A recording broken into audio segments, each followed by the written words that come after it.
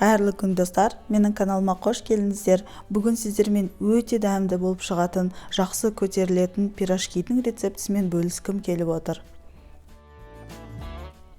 Жылы сүт, қант және ашытқыны араластырып, 15-20 минуттай ашытқы үлкейгенше күтеміз. Үлкейген соң үстіне тұз, жұмсақ сары май, жұмыртқаны қосып, бір келкі болғанша тағы да араластырамыз. Қамыр жақсы көтерілу үшін, үлпілдек болу үшін ең маңыздысы көп ұн қоспау. Ұнды елекпен елек бөлек-бөлек қосамыз және илей бастаймыз. Қамыр әлі осындай жұмсақ, жабысқақ күйінде үстелдің үстіне кішкене ұн сеуіп, қамырымызды үстіне қоямыз. Қамыр әлі өте жұмсақ және қолға, үстелге өте қатты жабысады. Бірақ осылай 5-10 минуттай илеген кезде қамыр өзі қатайып, үстелдің үстіне жабыспай, қолға жабыспайды. Қамырды үстелдің үстіне ұрамыз, көтереміз және екі қабаттап жинаймыз. Осылайша 5-10 минуттай жақсылап илеу керек. Қолға жабыспай, үстелге жабыспайтын кезде қамырымыз дайын болды деген сөз. Ыдысымызға кішкене ұн сеуіп, үстіне ас пленкасын жауып, жылы жерге 1 сағатқа қойып қоямыз. Бұл пирожкидің ішіне қалаған салмамызды жасауға болады. Мен бүгін 40 қабатпен жұмыртқадан істейтін боламын. Майда туралған пиязды сұйық майға қуырып аламыз. Үстіне майда туралған 40 қабатты қосып, араластырып, дайын болғанша пісіреміз. Салмамызды кішкене суытамыз да үстіне қайнатылған жұмыртқаны қосып, жақсылап араластырамыз. Қамырымыз осылай көтерілді.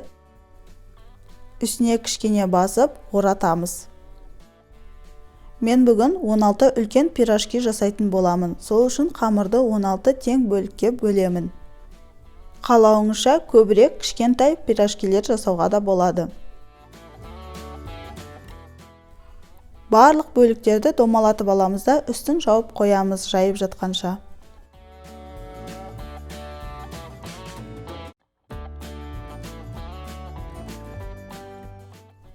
Үстелдің үстіне кішкене ұн сеуіп, әрбір домалақты қалыңдығы 5 мм-дей болатындай қылып жаямыз. Ортасына 1 ас қасық толтырып, салмамыздан саламыз.